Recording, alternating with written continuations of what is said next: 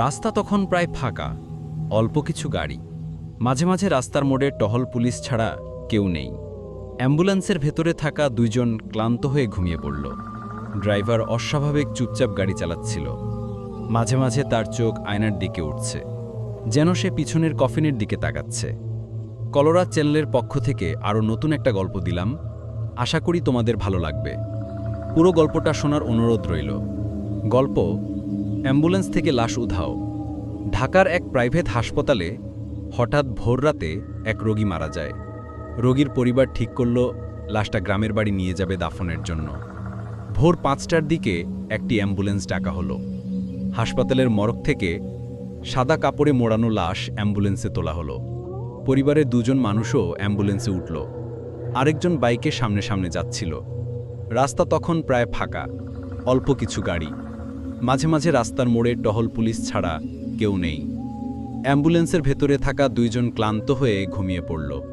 Driver অস্বাভাবিক চুপচাপ গাড়ি চালাচ্ছিল। মাঝে মাঝে তার চোখ আয়নার দিকে উঠছে, যেন সে পিছনের কফিনের দিকে তাকাচ্ছে। হঠাৎ একটা মোড়ে গিয়েই অ্যাম্বুলেন্স থেমে গেল। ঝটকা খেয়ে যাত্রীরা জেগে উঠল। তারা ড্রাইভারকে ডাকল। কেন থামলেন? ড্রাইভার আস্তে করে বলল, ভাই, আমি পিছনে দরজা খুলতে দেখলাম, কেউ বের হলো মনে হয়। তারা ভয়ে দরজা খুলে তাকালো, কিন্তু অবাক করার মতো বিষয় হলো লাশ নেই, কেবল সাদা কাপড়টা পড়ে আছে সিটে। সবাই হতভম্ব। মিনিট ৫ পর বাইকে আসা লোকটাও এসে হাজির হলো।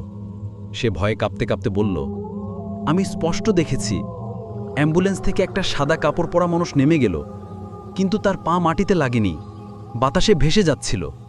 ড্রাইভার ভয়ে কাঁপতে কাঁপতে ইঞ্জিন স্টার্ট দিল। তারা তাড়াহুড়া করে আবার রওনা হলো, কিন্তু পরের মোড়েই আবার অ্যাম্বুলেন্স নিজে থেকে বন্ধ হয়ে গেল। এবার সামনের কাছে যেন কেউ হাত রাখল। লম্বা কালো হাত, নখ লম্বা আর ধারালো। অ্যাম্বুলেন্সের ভেতরে চারিদিকে ঠান্ডা হাওয়া বইতে লাগল। হঠাৎ সেই ফাঁকা সাদা কাপড়টা নড়তে শুরু করল, যেন কেউ ভেতরে ঢুকল। কাপড়টা ধীরে ধীরে ফুলে উঠল, আর ভেতর থেকে এক করুণ হাসির শব্দ বের হলো। আমাকে কবর দিও না, আমি এখনো মরিনি। সেই রাতে অ্যাম্বুলেন্সটি আর গন্তব্যে পৌঁছায়নি। ভোরে পুলিশ পায় ফাঁকা অ্যাম্বুলেন্সটা। রাস্তার মাঝখানে দাঁড়িয়ে আছে, ইঞ্জিন বন্ধ, ভেতরে শুধু রক্তে ভেজা সাদা কাপড় পড়ে আছে। আর যারা অ্যাম্বুলেন্সে ছিল তাদের আর কোনো খোঁজ পাওয়া যায়নি। গল্পটা ভালো লাগলে অবশ্যই লাইক দিবেন, কমেন্ট বক্সে কমেন্ট করে আপনার মতামত জানাবেন, সাবস্ক্রাইব করে বেল আইকন বাজিয়ে দিবেন। আরও নতুন নতুন গল্প আপনাদের কাছে চলে যাবে। ধন্যবাদ।